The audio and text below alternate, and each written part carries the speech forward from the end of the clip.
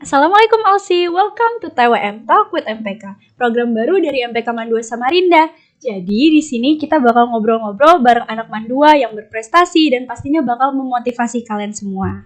Selamat datang di episode 1 TWM. Jadi di episode pertama TWM ini kami udah mengundang bintang tamu yang pastinya memotivasi banget. Jadi, bintang tamu kami hari ini adalah Ketua Umum MPK tahun 2021-2022. Please welcome Kak Raffi. Halo Kak Raffi. Halo. Gimana kabarnya? Alhamdulillah baik hari ini. Baik. Aman? Aman, selalu aman. Boleh diminum Kak, silakan dari kami. Oke. Makasih ya. Ya, sama-sama. Jadi di sini saya Lia dari Komisi 2, perwakilan Komisi 2 mau nanya-nanya nih Kak soal MPK selama masa Kakak menjabat. Boleh nggak? Oke. Selama menjabat. Oke. Ini udah ada pertanyaannya, dikit dan gampang. Nggak sesusah soal-soal matematika. Soal matematika yang mudah kok. Gitu ya, keren. Jadi langsung aja ya Kak, saya tanya ya. Jadi gimana rasanya pas udah ngelepas jabatan? Rasanya udah ngelepas jabatan. Iya. Oke. Udah ngelepas jabatan, mungkin baru sebulanan ya. Sebulanan udah ngelepas jabatan. Rasanya tuh sebenarnya ada senang, tapi kebanyakan sedihnya. Jadi senangnya itu ya kita tuh bisa lebih fokus kayak ke kelas, terus fokus ke hal-hal yang lain yang memang selama menjabat ya yang kurang lebih dalam kurun waktu 2 periode cukup kesita waktu yang lain. Jadi memang kontrol untuk MPK itu lebih di-pressurekan lagi, lebih menonjol ke MPK karena memang satu periode awal kan itu kan zaman Covid, jadi memang saya lebih mengutamakan yang memang mending hal-hal lain dulu deh, walaupun pelajaran tetap kita seimbangkan. Terus pas di periode kedua lebih pressure lagi di MPK karena dapat amanat menjadi ketua umum. Nah, sama teman-teman yang lain mungkin semuanya tuh merasakan hal yang sama, tapi kalau kita dapat amanat ketua umum kan berarti kita harus mengontrol semuanya itu lebih baik gitu kan. Jadi kita ibaratnya berkorban jiwa dan waktu itu lebih banyak. Jadi ketinggalan pelajaran itu udah pasti. Nah, jadi senangnya itu kita sudah bisa ngikutin pelajaran dengan kembali normal.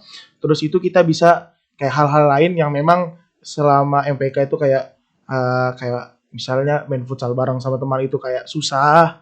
Sekarang udah bisa gitu sih. Nah, sedihnya itu lebih ke ninggalin teman-teman yang ada nih kayak yang angkatan 34 sama 35 itu kan baru ketemu gitu kan, kayak baru ibaratnya kayak baru aja gitu, kayak baru aja cuma setahun tapi udah cepet-cepet harus pisah. Ya itu sedihnya tuh di situ, kayak ada juga beberapa hal yang memang belum kami siapkan, itu tuh sudah harus mereka yang megang. Kayak memang ada beberapa hal yang belum kami baikin, itu sudah kasihan mereka gitu sih. Itu sih sedihnya. Lumayan panjang ya jawabannya. Iya. Dari jawaban Kak Raffi ini sebenarnya jadi banyak banget yang pengen saya tanyain nih Kak. Cara belajar. Nah, gimana cara belajar Kak Raffi selama menjabat jadi ketua? Cara belajar. Iya. Yang pasti kalau saya itu belajarnya pertama kan kita pasti ada pelajaran yang kita suka. Misal kita kelompokkan dulu mana pelajaran yang kita suka, mana yang memang kita tuh suka tapi ibaratnya kita ngikutin doang gitu. Yang memang kan memang ada orang itu nggak menonjol dalam banyak hal, tapi satu hal. Misal tentang geografi misal, itu dulu tuh yang memang kita pressurekan di situ, yang bisa kita barengin sama MPK. Tapi untuk yang lain itu cara belajarnya yang pertama tuh pastinya kita pertama nanya teman sih karena ketinggalan ya. Iya. Terus tuh yang kedua, kalau kita sudah masuk kelas itu tuh jangan perlihatkan bahwa diri kita tuh anak organisasi. Karena kalau kita perlihatkan diri kita tuh anak organisasi, kita nggak bakal berkembang di kelas. Misal gini, masuk ke dalam kelas, ya sudah kita sebagai siswa kita aktif di situ. Nggak boleh kita kayak mikirin hal organisasi lagi. Kalau kita sudah masuk kelas, saya tuh punya visi gini. Saya masuk kelas, saya harus aktif.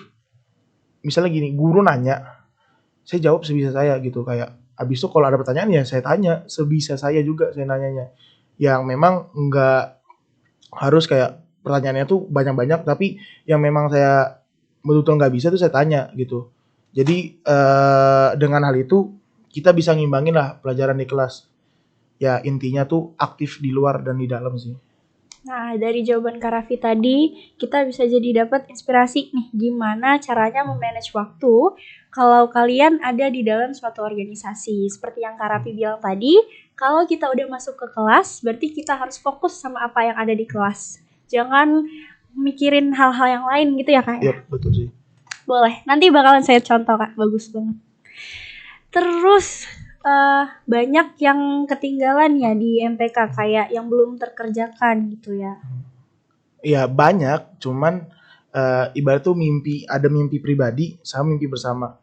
Kayak semisal pada saat saya maju di pemilihan ketua umum MPK, saya udah bilang saya mau namanya tuh MPK training tuh. MPK training alhamdulillah kekerjakan. Tapi ada beberapa hal yang memang setelah MPK training itu saya tuh punya agenda bahwa kami harus kontrol rutin. Jadi kayak tugasnya dulu di awal tuh MPK training itu tempatnya untuk booster. Jadi booster dari LDT 1 langsung ke MPK training itu booster untuk mereka tuh siap menjadi pengurus.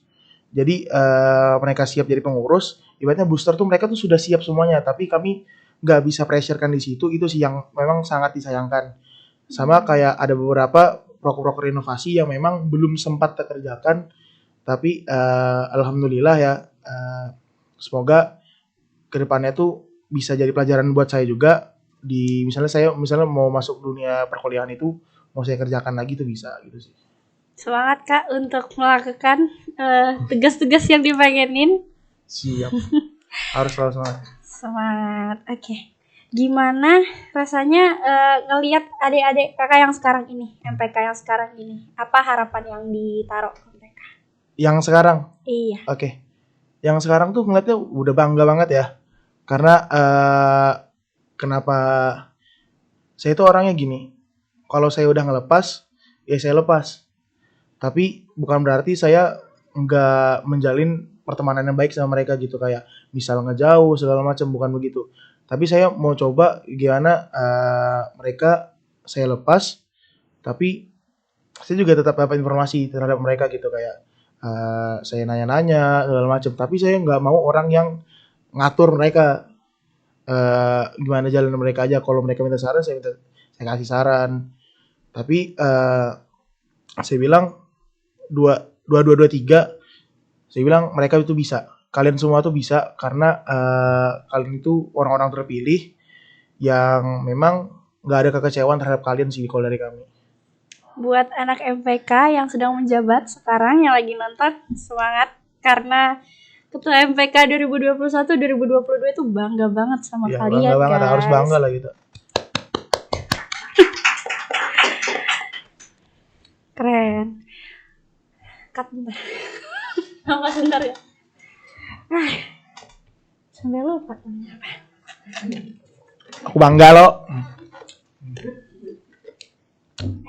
Bangga atau nggak bangga ya? Lanjutin lagi nggak? Dikat sudah. Enggak, jangan, nggak apa-apa. Di-cut ya. Oke, jadi walaupun Kak Raffi ini udah melepas jabatan, tapi peran sebagai ketua MPK-nya tuh masih ada ya di adik-adiknya, kayak bantuin mereka ngasih saran, mendengar kayak curhatan-curhatan dari mereka Iya, gitu, iya. masih ada. Masih. Jujur saya ngefans loh Kak. Siap. Ngefans. Oke, terus kesannya selama menjabat gimana? Ada nggak cerita-cerita asik gitu? Boleh dong sharing. Kalau cerita asik, kalau saya ceritain semuanya itu asik. Semuanya itu nggak ada yang nggak asik, tapi pasti ada yang memang berat banget, tapi ada juga yang asik banget gitu. Kalau organisasi ya, kita bicara organisasi, semuanya tuh harus kita bawa asik. Karena kalau nggak kita bawa asik, itu nggak bakal berjalan dengan baik gitu. Nah, kayak ada masalah, ya sudah, bukan nating tulus sih. Ibaratnya ya sudah, kalau ada masalah ya kita jalanin aja. Bukan berarti ada masalah kita berat-beratkan gitu, kayak ada masalah ini ya bawa asik aja masalahnya. Walaupun itu memang berat banget, memang ada beberapa masalah yang nggak mungkin saya sebutkan di sini, tapi itu yang menurut saya itu betul-betul menguras tenaga dan pikiran. Nah, itu tuh ya saya bawa asik aja dengan cara apa? Kami di awal ditanamkan bahwa kita tuh keluarga. Jadi saya bilang, kalau kita keluarga, kita bakal bisa ngadepin sama-sama gitu. Nah, kayak dalam keadaan apapun, mau di tempelan kanan kiri itu sudah ibaratnya kita keluarga kita udah jadi satu gitu sih.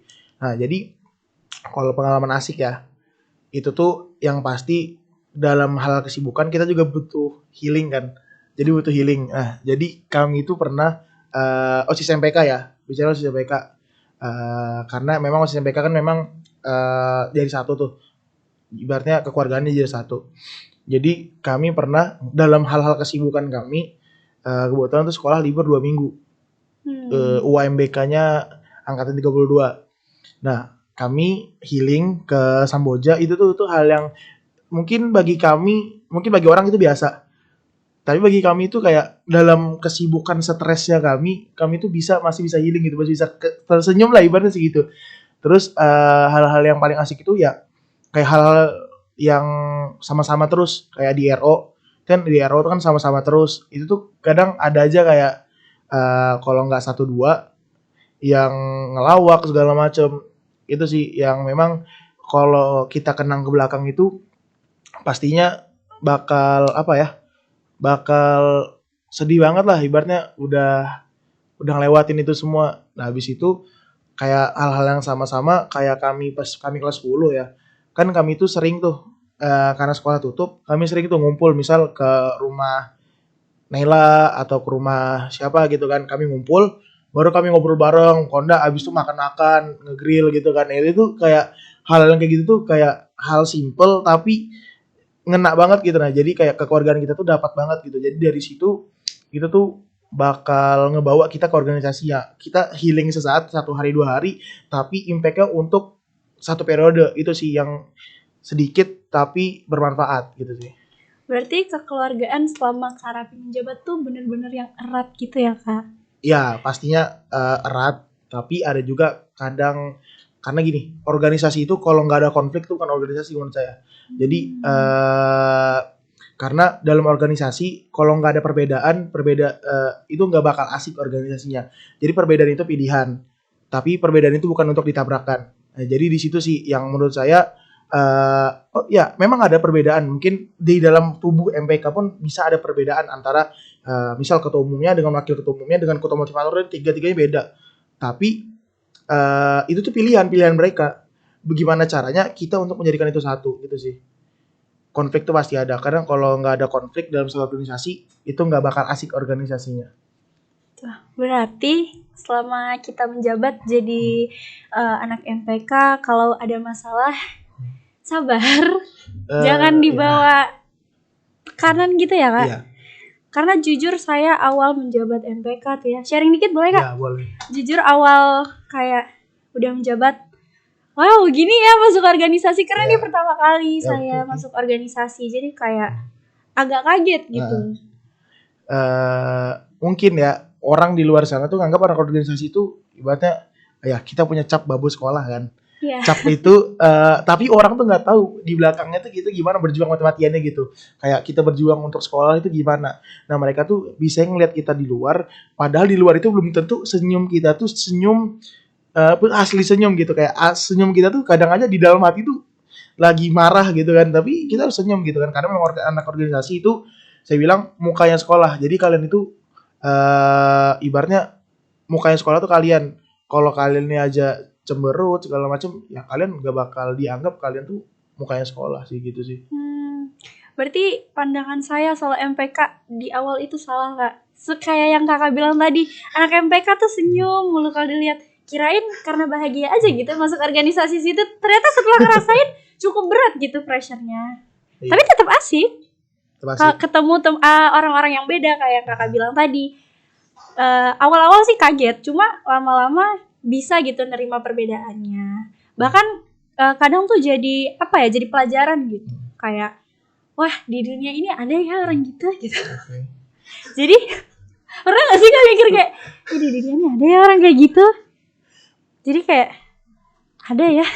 Memang ya di organisasi itu pasti gini, ada satu orang, misalnya kita sama-sama nih, pasti ada satu orang yang memang itu kita bisa bilang mungkin agak susah untuk beradaptasi sama kita, kayak tertinggal atau gimana. Tapi saya bilang itu tuh bukan halangan kalau saya bilang, tapi itu tuh kelebihan yang kita punya. Karena apa?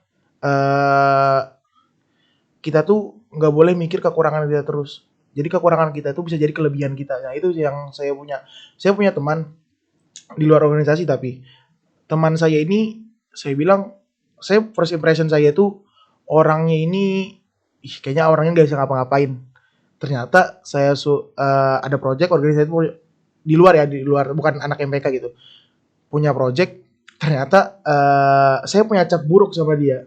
Ternyata saya punya project, dia orang yang paling berani terjun langsung ke lapangan gitu. Kayak saya bilang, wow, saya bilang anak ini di awal tuh kayak dia nggak mau, malas segala macam. Akhirnya teman saya bilang kita treatment, dan akhirnya sekarang malah dia yang paling depan untuk memimpin gitu, mimpin komunitas gitu. Wah, dari cerita Kak Raffi, jujur main saya jadi terbuka. Karena saya pernah Kak beranggapan sama orang kayak gitu sebel. Tapi mungkin suatu saat nanti dia bisa berubah gitu Iya. ya. Semoga. Pasti berubah sih setiap orang gitu. Oke. Jadi ingat guys, kalau ada nemu orang yang apa ya kelihatannya nyebelin gitu ke kalian, tunggu aja, pasti dia punya kelebihan. Ya, semua orang tuh pasti punya kelebihan dan kekurangan. Nah, Kak Raffi menjabat jadi ketua umum, itu pasti prosesnya nggak langsung jadi ketua Ya, kan. betul. Boleh nggak ceritain gimana dari kelas 10 itu gimana tuh bisa jadi Oke. ketua? Ini saya harus jujur belak-belakan atau gimana? Seenaknya aja. Seenaknya ya. Oke. Proses jadi ketua. Saya orang yang menganggap bahwa diri saya itu nggak bakal pernah jadi ketua. Karena apa? Karena di awal saya, kalau di MPK dibilang saya itu pas kelas 10 ya kan, saya kelas 10 komisi 1 Sekbid 4. Walaupun saya awal pendaftaran tuh milih komisi 1 Sekbid 9. Tapi saya dipindah ke komisi 1 Sekbid 4. Alhamdulillah tuh ibaratnya satu pemikiran sama saya kan, karena memang komisi 1 Sekbid 4 tuh tentang prestasi, yang memang tentang ekskul. Saya kan suka ke ekskul gitu kan, kayak ibaratnya suka berhubungan dengan orang lain gitu. Jadi saya itu orang yang di MPK mungkin dibilang pemalas, iya. Saya dibilang pemalas. Tapi saya punya tujuan dalam hati, kalau saya sudah ikut satu rapat, kalau saya ditanya sama ibaratnya koordinator saya kan, misal rapat komisi 1 nih, saya harus bisa jawab sedetail-detailnya saya. Walaupun saya memang jarang ibaratnya jarang hadir koordinasi, atau memang ya bisa dibilang saya nggak pernah koordinasi dulu. Saya nggak pernah koordinasi. Cerita baru nih Kak. Ya, saya nggak pernah koordinasi, tapi yang nggak bisa saya banggakan juga sih, saya nggak pernah koordinasi, karena itu bukan hal yang baik ya untuk adik-adik komisi 1. Jadi saya nggak pernah koordinasi, tapi hubungan saya dengan teman saya di komisi di Sekbid 4 OSIS-nya, saya berusaha sebaik mungkin. Karena memang pada saat saya kelas 10, kebetulan saya juga ikut di komunitas lain, komunitas di luar. Jadi saya harus balance kan antara komunitas saya di luar dengan yang isi. Kebetulan saya komunitas di luar saya itu, saya bukan sebagai ketua, tapi bisa dibilang inisiator. Jadi 3 inisiator, ibaratnya namanya inisiator, namanya awal-awal kan kami perlu banyak terjun langsung ke lapangan, yang memang komunitas kami itu terjun langsung ke lapangan gitu. Jadi kadang saya rapat, karena memang komunitas kami kan komunitas kemanusiaan. Jadi kadang saya rapat, saya masuk pasar. Saya rapat nih Google Meet. Saya ke pasar. Pakai earphone, saya ke pasar, transaksi, tapi saya sambil ngejawabin koordinator saya. Itu yang ibaratnya cukup terkesan ya di MPK. Nah, tapi saya nggak pernah koordinasi, itu bukan berarti apa ya, saya itu ngelalaikan tugas saya, tapi saya masih kadang nih, misalnya saya di tempat dulu tuh lagi KSN sama KSM. KSN, kita lagi ada KSN, misalnya kata dulu tuh kata GAR. kata Gara, Kanela sama Kanawa. Katanya kita lagi KSN nih, katanya kan lagi koordinir. Saya coba ke sekolah, kadang apa yang saya bisa saya bantu gitu. Jadi memang saya tuh kalau ngawas saya betul-betul ngeliat detailnya, kayak nggak mau saya miss-kan hal-hal kecilnya gitu. Jadi kalau saya ditanya koordinator saya apa aja agendanya, saya itu bisa ngejawab sebisa saya yang memang sedetail-detailnya lah kalau saya mau jawab gitu. Jadi walaupun ada rasa malas gitu, tapi tetap ya sebisa mungkin tugas itu harus diselesaikan dengan paling baik gitu. Iya, saya berusaha dengan mungkin cara simple, tapi itu menurut saya paling baik sudah. Karena memang kalau saya nggak kayak gitu, mau gimana lagi. Nah terus lucunya saya menganggap saya itu nggak bakal bisa untuk lanjut, bukan hanya sebagai ketua, tapi di periode kedua saya nggak bakal lanjut. Karena saya bilang saya nggak pernah koordinasi kan. Tapi ternyata lucunya saya, karena kami dibagikan formulir untuk periode kedua nih, itu diberikan formulir, disuruh ngisi kayak kalian di awal tuh, kalian mungkin ada masuk MPK kan, yang formulir yang itu sama tuh kayak gitu. Disuruh mau jadi apa. Itu pilihannya ada ketua umum, ketua motivator, wakil ketua, sekretaris, bendahara, komisi 1, komisi 2, komisi 3. Aneh saya milih ketua umum. Dengan niat 100%. Ketua umum niat 100%. Pilihan kedua saya itu bukan ketua umum, tapi komisi 3. Karena memang saya merasa yang enak-enak tuh memang komisi 3 karena memang masalah aspirasi. Padahal juga susah gitu kan, tapi saya bilang aspirasi ini penting lah bagi anak PAN 2 gitu kan. Terus tuh ketua umum, terus tuh kami ada di forum ketua. Pas itu udah sisa akhir jabatan, forum ketua diumumkan 3 calon ketua. Kebetulan 3 calon ketua tuh ada saya, Lingga, sama Yoga. Jadi 3 ini, saya bilang teman di balik itu lawan teman dekat sendiri lah. Karena memang nggak tega ya, kita kan udah jadi kayak keluarga, tapi lawan teman dekat sendiri. Dan memang kalau dibandingkan saya sama Lingga dan Yoga, yang kualitas lebih baik itu mereka. Saya tuh kualitas paling bawah lah, ibaratnya kalau bisa paling bawah lah, ibaratnya. Yoga itu keunggulannya dia pinter koordinasi, semua OSIS baik segala macam hubungannya. Lingga memang Lingga tuh sebagai sekbid 5 yang memang dia ibaratnya menyatukan OSIS MPK. Nah saya itu sekbid 4 yang memang jarang berinteraksi sama mereka karena kan saya juga aktif di komunitas luar, tapi sebisa mungkin saya itu ada peran di antara OSIS dan MPK. Nah habis diumumkan saya disuruh debat. Nah pas mau debat itu momen terpuruknya saya di MPK. Karena apa? Saya merasa mending saya lengser aja sudah, kayak di debat itu kami bertiga itu ya. Jadi kami bertiga itu buat grup. Kami bilang mending dah kita lengser aja sudah, nggak usah ikut debat gitu kan, kayak sudah capek ibaratnya, udah capek disuruh debat lagi gitu kan, kayak sudah. Tapi akhirnya tetap berjalan. Qadarullah pas hari ketiga LKO yang di kepengurusan selanjutnya saya dapat barisan Gladi itu jadi ketua umum. Nah itu saya kaget sih, kayak padahal loh mungkin kalau kita anggap tuh saya tuh nggak mungkin bisa dapat ketua umum, tapi mungkin Allah tuh mau apa ya, ibaratnya mau saya dapat amanat juga lah ibaratnya saya. Tapi memang itu amanat dari Allah yang saya harus kerjakan baik-baik dari awal sampai akhir. Walaupun susah senang, ya ibaratnya itu tuh cuman ujian lah ibaratnya bagi kita.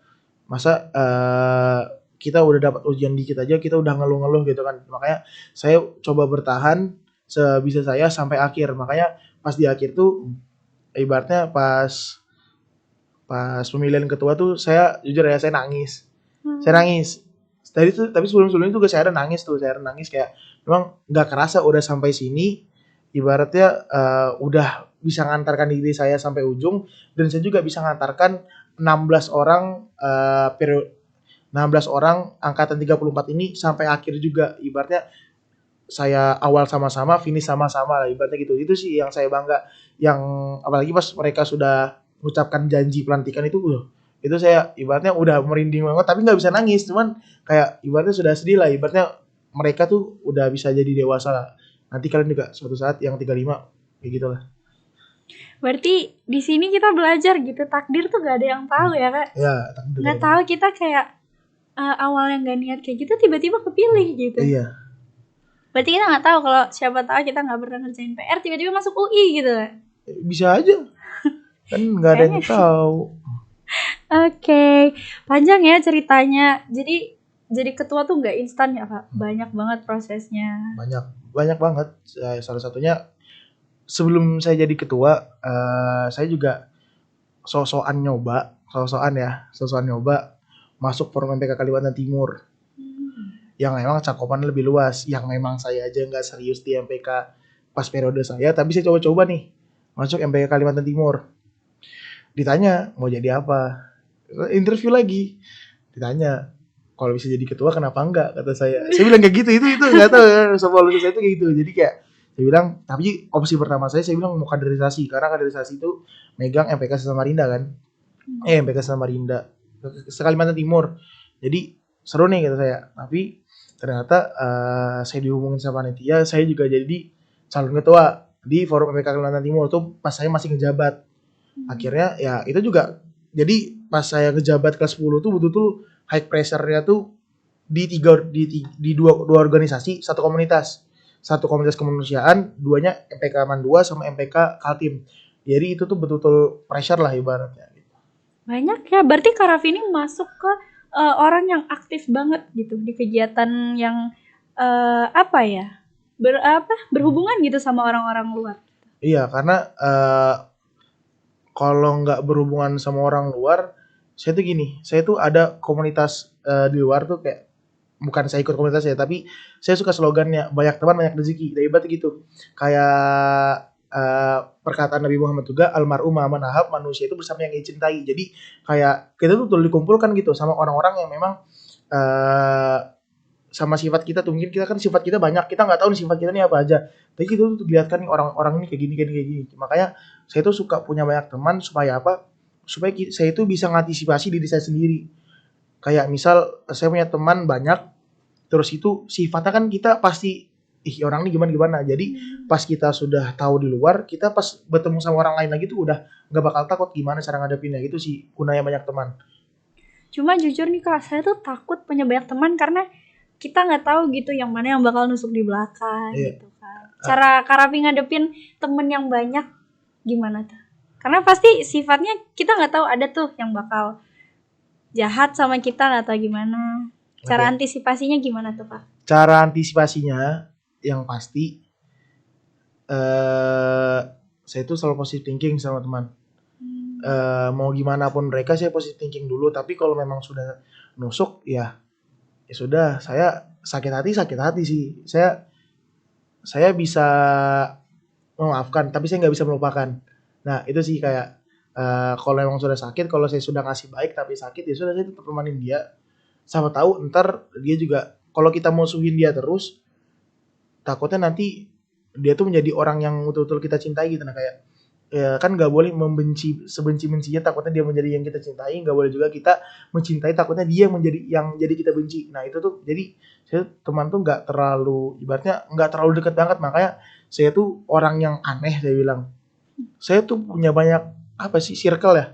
Circle, kadang saya kumpul sama anak-anak kelas, sama anak-anak organisasi, sama anak-anak yang memang main futsal, main basket, segala itu saya temanin semua. Karena nggak tahu, siapa tahu nanti di kemudian hari mereka yang bisa nolong kita gitu. Jadi saya bener-bener kayak terkesan gitu sama sifatnya Kak Raffi yang udah positive thinking, terus bener-bener kayak aktif gitu di mana aja. Apalagi 3 organisasi sama 2 organisasi sama satu komunitas. Itu berarti tugasnya bener-bener berat dong Kak? Berat banget, karena memang organisasi pertama ya di MPK Mandua sebenarnya kan pas kelas 10 jadi komisi 1 Segbit 4, pas kelas 11 kan jadi ketua, diamanatin. Jadi di forum MPK Kalimantan ini wakil ketua umum. Jadi sama-sama berat nih dua nih. Nah satu lagi di komunitas ini kita jadi ibaratnya jadi inisiator nih, mengepalai juga kepada teman-teman yang lain. Jadi karena jadi inisiator, kita harus menggerakkan yang lain nih, gimana caranya bisa jalan bareng. Berat tuh iya, tapi saya anggap fun aja sih sebenarnya. Apalagi kan pas di penghujung periode kebetulan saya juga ikut lagi iseng-iseng ikut supporter di sekolah. Jadi kan ibaratnya selain tempat sharing itu juga tempat saya apa sih menghilang MPK tapi saya nggak hilang kesibukan lah ibaratnya gitu. Saya tuh orangnya suka sibuk.